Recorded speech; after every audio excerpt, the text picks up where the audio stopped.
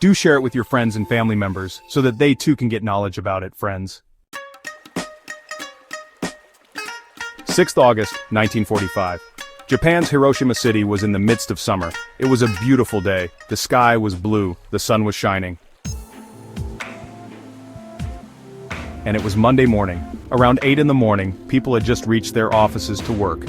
Young children had reached school, and the first period of school was about to begin. In the meantime, some people saw an American Boeing B-29 passing in the sky. At exactly 8:15 a.m., something falls from this airplane. People couldn't see clearly from a distance whether it was a small object that was falling from this airplane. They couldn't even imagine in their dreams that it was an atomic bomb. For 43 seconds, exactly for 43 seconds, it kept falling. And after that, as soon as a blink of an eye, everything was over. Thousands of people in the city saw a very bright light at the last moment of their lives. Due to the explosion of the bomb, it instantly becomes a fireball. As if a small sun has formed, the temperature on the ground reaches 4,000 degrees Celsius. In a snap, 80,000 people are killed. After hearing this, the biggest question will arise in your mind. Why? Why was this bomb dropped? What was the reason behind it? In today's video, let's understand the story of the atomic bombs dropped on Hiroshima and Nagasaki. Now I am become death. The destroyer of worlds. Our story begins with the Second World War. This war started in 1939 when Hitler invaded Poland. And one by one, many other countries were pushed into this war. World War II was fought between two major alliances. On one side were Nazi Germany, Italy, and Japan, who are called the Axis powers. And on the other side were Great Britain, the Soviet Union, and the US. They are called the Allied powers or Allies. Allies included countries like France and China, but in the beginning, America was trying its best not to become a part of this war. After the bad experience of the First World War, America had decided that no matter what happens in Europe or Asia, it would not interfere and would keep its hands away. But in 1941, when Japan attacked Pearl Harbor, the US was forced to get involved in this war. But since the unprovoked attack by Japan on Sunday, a state of war has existed between the United States and the Japanese Empire. It is important to understand things from the context of Japan. Because whenever we talk about World War II, we mostly focus on Germany and Hitler. We don't talk much about Japan. Actually, in the early 1900s, imperialism was also seen in Japan. In the same way as Britain, France, and many other European countries were occupying other countries, they were colonizing them. Japan was also doing the same thing. It was a part of the British Empire, like India. Similarly, until 1940, Indonesia, Myanmar, Cambodia, Laos, Vietnam, many eastern areas of China, North Korea, South Korea, all these countries were occupied by the Japanese Empire. These Japanese colonizers talked about Greater Asia, that they would make such an Asia that would be united. But all this was just talk. In reality, like the other colonizers, they were occupying the land to exploit resources, so that they could benefit from it. Their first major expansion was in 1931. In northern China, there was an area called Manchuria. They occupied that area. In the north, they planned to occupy some areas of the Soviet Union in Mongolia. In the south, they planned to occupy the areas of Vietnam, Laos, and Cambodia. In the south, these countries, Vietnam and Cambodia, were actually a part of the French Empire. They were called French Indochina. If Japan wanted to occupy them, they would have to defeat the French Empire first. This happened in 1940. They fought against France and occupied these areas. But by doing this, Japan became a participant in World War II. America saw that on one hand, Hitler was fighting against one country after another in Europe. On the other hand, Japan was doing the same thing in Asia. They didn't want to interfere in the war by using their military, but they had to do something to stop them. Why not take some economic action? In America, copper, iron, and steel were essential resources, but Japan stopped exporting them. They stopped it. They hoped that Japan would stop the expansion, but it didn't happen. In response, America stopped selling oil to Japan. At that time, oil was a very important resource for the Japanese people, and 80% of the oil that came to Japan came from America. America said, "We'll give you back the oil on one condition. First, leave the areas you've occupied in China. And break your alliance with Germany and Italy." But this meant that the dreams of the Japanese people of creating Greater Asia had to be destroyed by the Japanese emperor.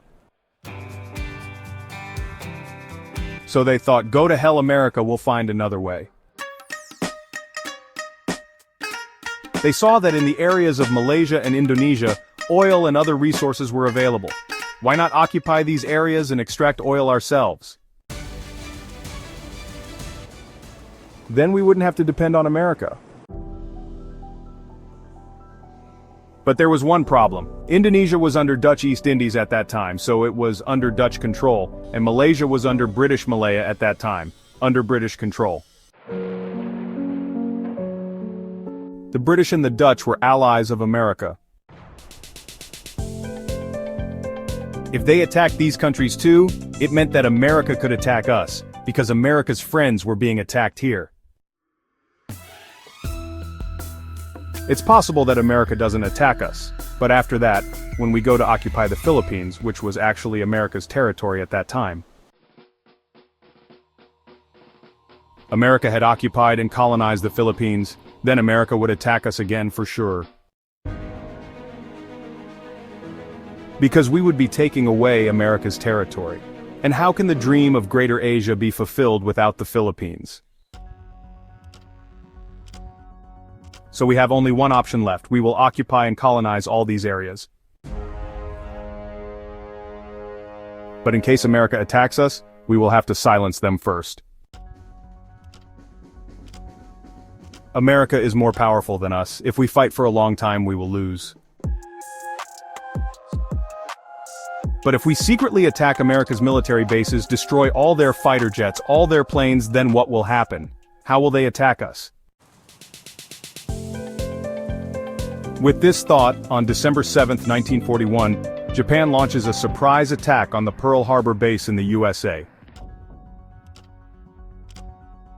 More than 350 Japanese Navy aircrafts attack and drop bombs.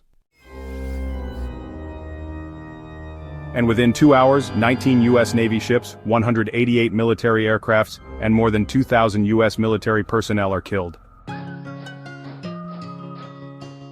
A few hours later, Japan suddenly occupies the Philippines. But realistically speaking, this was a very stupid thing that Japan did. The kids think that they will kill them first, so that they can't kill them. And then they will occupy their territory. And because they said that they won't interfere in the war, they are safe. But obviously, if you occupy the territory of a big country like the United States, attack their military bases, and then expect that they will sit quietly, that won't happen. Obviously, in response to this, America officially declares that it is also entering the war. And America starts a war against Japan. This was the point when America officially got involved in World War II. After this, Britain and China also started a war against Japan. And while this was happening, Nazi Germany and Italy also declared war against the USA after 3 days. So by the end of 1941, World War II was in full swing. All these big countries had declared war against each other. After this, without going into much detail about the actual war, Italy surrenders by 1943. On 30th April 1945, Hitler commits suicide by shooting himself. And after that, Germany also surrenders. So only Japan is left in the Axis powers who has not surrendered. Despite the constant losses, the Japanese emperor is still not willing to surrender. At this point, it would be interesting to go into the details of Japanese fascism. Actually, the Japanese public was being brainwashed. There was a king in Japan, he had a Japanese emperor. He was Hirohito at that time. People were told that this emperor is a gift from God. Literally, people compared him to God. So whatever he said, believe it blindly, believe in it. If you don't, then you are against our country. If our Japanese emperor has said that we will go to these countries, we will occupy them, we will colonize them, we will do it for their good, then he is right. Obviously, not everyone was brainwashed. There are some painful stories that were heard by the Kamikaze pilots, how they would cry all night from their missions and write letters to their families, and they would ask themselves whether what they were doing was really good for their country and for themselves. America and other allies were hoping that because of the war, the unemployment in Japan has increased. People don't have food to eat. There is a lot of starvation. Maybe the common people of Japan will now stand against their emperor and come under the pressure and surrender to the emperor, but this has never happened because of these reasons. America saw that there was only one way left, a full-scale invasion of Japan, that is to send their military and go on the ground and overthrow the Japanese emperor. That's why America plans Operation Downfall. The last major battle between America and Japan is the Battle of Okinawa, between April 1st, 1945 and June 22nd, 1945. If you look at the map, there is an island in the very south of Japan called Okinawa. America sends its military to go on the ground and physically capture this island and remove any obstacle that comes in the way. After this, we will do our full-scale invasion of Operation Downfall. But this Battle of Okinawa surprises America. The Japanese were not ready to give up. Every person was ready to fight to their last breath. Even the last surviving person was fighting to the end. Continuous kamikaze attacks were seen. One after the other, suicide bombs. There was no question of surrender. This meant that it would be very difficult to defeat the Japanese forces. This is why the Battle of Okinawa is called the bloodiest battle that took place in the Pacific. Eventually, America won this battle, but honestly, its price was very high. 12,000 American soldiers were killed, and more than 50,000 were injured. On the other hand, 110,000 Japanese soldiers were killed. The people living on Okinawa Island are called Okinawans. In this one battle, more than 100,000 Okinawans were killed. This meant that 1/4 of the island's population, 25%, gave up their lives on the island. Hearing this statistic, the military heads of America thought that their operation would not work this way. They thought that if they send their entire army there, it would work and they would win. But at what cost? 12,000 people were killed on this small island. If they try to occupy the other islands of Japan, if they try to defeat them on the ground like this, how many more people will be killed? On top of that, how many more people would be killed by them? This would be unimaginable. And this battle would continue for years, because the Japanese people have become so brainwashed that they are not willing to surrender. America and its allies thought that they would have to adopt some other way to make Japan surrender. On April 12, 1945, President Franklin D. Roosevelt, who had led the United States through most of World War II, passed away. and, well, Vice President Harry Truman now became the new President of America. In this ongoing battle with Japan, all the responsibility for finding a solution now rests squarely on his shoulders. At this point, different options are being considered. If we try to negotiate with the Japanese Emperor Hirohito, well, if that works, but honestly, they don't think it will, because the Emperor has made it clear he will not surrender under any circumstances. He's already made his position known. Meanwhile, they learn about a top-secret US military project, the Manhattan Project. Here, many scientists are working in utmost secrecy to build the world's first atomic bomb. On the 16th of July, 1945, this atom bomb is tested in a bombing range in New Mexico, and well, this test is successful. Truman thinks that he has found his solution. With his other top military officials and government heads, they discuss how the bomb will be dropped. They decide that before dropping it, a last warning should be given to Japan. On the 26th of July, 1945, the Potsdam Declaration is issued. The US President, the China President, and the Prime Minister of Great Britain come together and demand unconditional surrender from Japan. They warn that if Japan doesn't surrender, it will result in prompt and utter destruction. Complete destruction, without specifying what exactly they mean by destruction. The Japanese didn't even dream that a weapon like an atom bomb exists in the world. By this point of time in July 1945, the anti-war sentiments among the Japanese people had increased. People were fed up with this constant war. They were dying of hunger. There was a lack of jobs. The economic condition was bad. But, you know, they couldn't stand up and fight against their own military and emperor until the military supports them. The Japanese emperor would have surrendered if he was told to maintain his power and let some occupied territories remain under him. But America wanted unconditional surrender. On July 29, 1945, Japan rejected this Potsdam Declaration.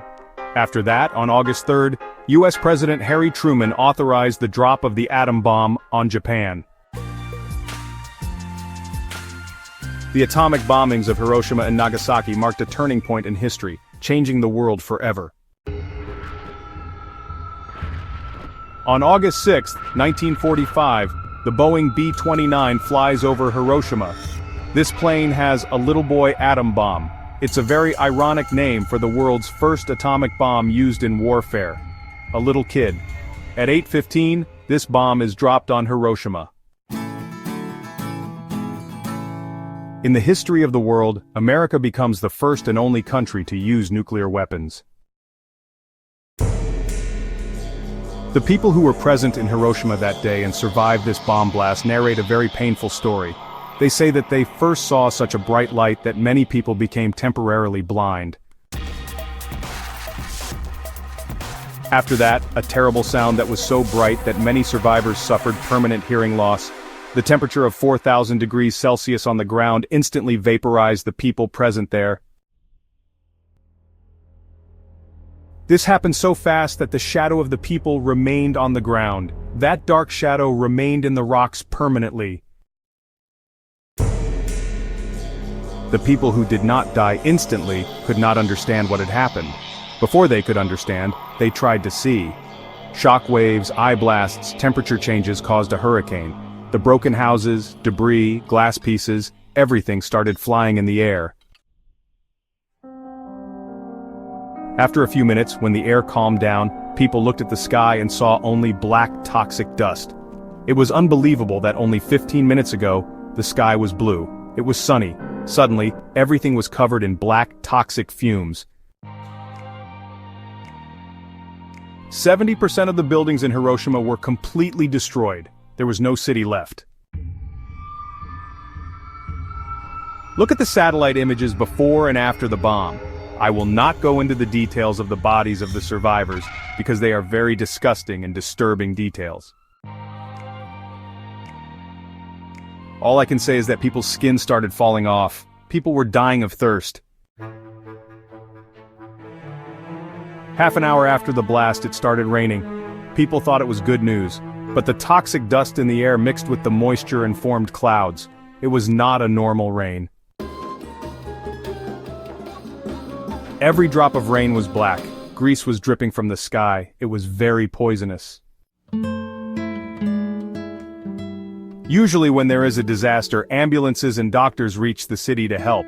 But here, 90% of the healthcare workers were killed in the blast. So many hospitals were destroyed. Who helps the people?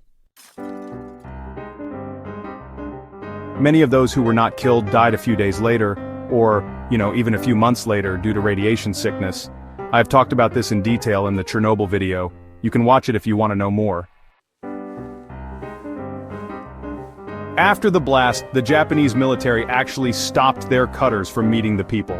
They didn't even hold a meeting. They said, "What's the big deal? It's just another bomb. There is no question of surrender." The Japanese emperor still refused to surrender. 3 days later, on the 9th of August 1945, America dropped another atom bomb, this time on Nagasaki. So around 11 in the morning, another Boeing B-29 heads to Nagasaki. This time, the bomb it carries is even more powerful. It was called Fat Man. With this bomb, the mushroom cloud in the sky becomes even bigger. Almost immediately, 40,000 people are killed and 6.7 square kilometers of the city are destroyed. Although the atom bomb dropped on Nagasaki was even more powerful, there were fewer casualties this time.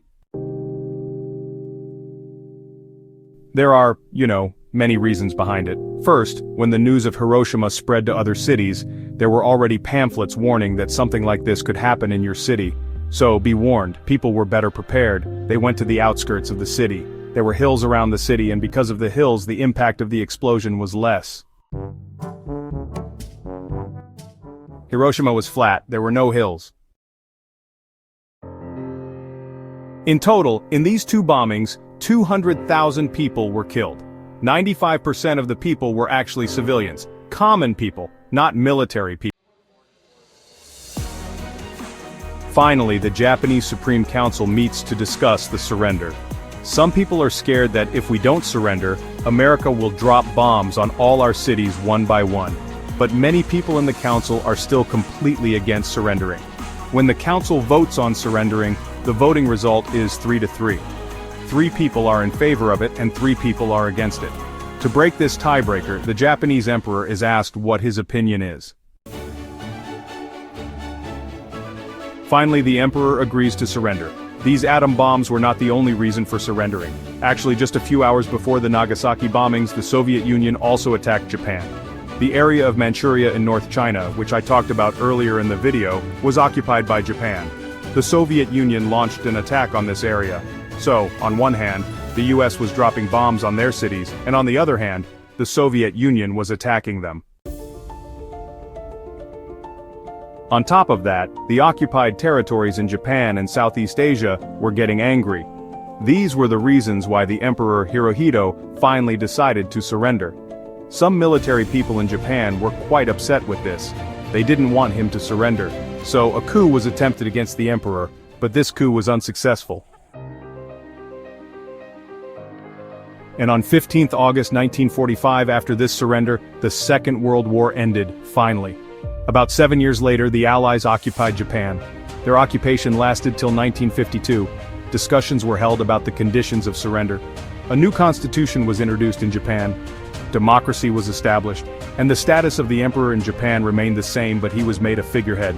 Even today there are emperors in Japan, but they are just to be said. They don't have any power.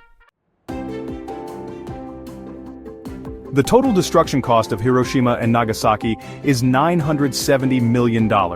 But their rebuilding and restoration starts almost immediately. Volunteers come from different cities to rebuild the cities. This is another story of how these cities are restored in such a great way that you won't even realize that a nuclear bomb was dropped. The people affected by radiation, obviously, their lives change forever. They are disabled. Their children have disabilities. chances of cancer increase, but thankfully, a good news is that radiation levels are not as harmful in the long term, at least not as harmful as they are in Chernobyl. After some time, a typhoon hits the city, and after that, the radiation levels drop a lot. Another reason behind this is that a nuclear bomb works in a different way than a nuclear power plant. I talked about this in the Chernobyl video. But the biggest question here is that from the perspective of the USA, was it justified to drop the atomic bomb and kill 200,000 people? Was the US president's decision right or wrong? To answer this question is not as easy as you might think. American President Harry Truman never apologized for these bombings, nor did he show any regret, because he and many US diplomats and military people believed that the bombings were necessary. We had no other option. His argument is that America had only two options to end the war. The first was Operation Downfall, and the second was to drop the nuclear bombs. The original plan of most military officials was that Operation Downfall would be carried out here. But then, the Battle of Okinawa happened, and we came to know how many people were killed in this battle. The Japanese were not ready to surrender. They were ready to fight to the last man. After that battle, the Americans estimated that it would take at least 10 years and 1 million US soldiers would be killed if we kept trying to fight the Japanese army. From their perspective, they say that 200,000 people were killed. But 200,000 people are less than 1 million US soldiers. As far as radiation is concerned, their argument is that they didn't know that the long-lasting effects of the nuclear bomb would be seen. Later, people would get diseases because of it. Later, people would get symptoms of radiation sickness. The scientists of the Manhattan Project knew how much radiation would be released, but they didn't know what the impact of the human body would be on it. Before this, no such detailed test was done, so America's argument here was simply that 200,000 people would be killed, or 1 million people would be killed. We chose 200,000 people. But a lot of critics argue that America has other options. First of all, it is said that if the purpose was to surrender the Japanese military, then why did they drop a bomb where 95% of the civilians were killed? The common people were killed. A bomb could have been dropped on a Japanese island where there were only military facilities, and then they would have seen that this could happen to them, and they would have surrendered. But the counter-argument of the US military is that the Japanese leadership was so brainwashed that they wouldn't surrender at any cost. They didn't surrender after Hiroshima, so why would they surrender when a nuclear bomb was dropped on a small island? Experts also say that the US couldn't test more nuclear bombs in different places because they only had 2 bombs readily available, and 2 were being prepared, so they had to choose such places where the military would think that there would be some result. The second argument against dropping the bomb is that a few hours before the Nagasaki bomb was dropped, the Soviet Union had invaded Japan. And Japan would have surrendered when it saw that the US was on one side and the Soviet Union was on the other, so at least the bomb dropped on Nagasaki, the second atomic bomb, was completely pointless. There was no need to drop it. America just had to wait for a while. Some experts also argue that dropping the atomic bomb wasn't the real reason for Japan's surrender. The real reason was the Soviet Union's invasion. The third and final argument that is raised here is a moral dilemma. The question is, who gave the US president the right to choose whether 200,000 people would die here, or potentially 1 million US soldiers would die there? It's easy to take this decision sitting miles away from your office that, obviously, we choose this decision because fewer people would die here. But would he have taken this decision if his own family was present in Nagasaki or Hiroshima? Would he still have said that he would drop the bomb on Hiroshima or Nagasaki even though his family was present there, but only 200,000 people would die here and 1 million people would die there? There is a US psychologist who says to avoid this dilemma, there should be a volunteer who has nuclear codes on him. When the US president feels that he wants to drop a nuclear bomb on someone, that volunteer will come to him, and the US president will have to kill that person with his own hands to remove the nuclear codes. Because politicians often argue that only one person is being killed here and so many more will be killed there, so it is necessary to do this.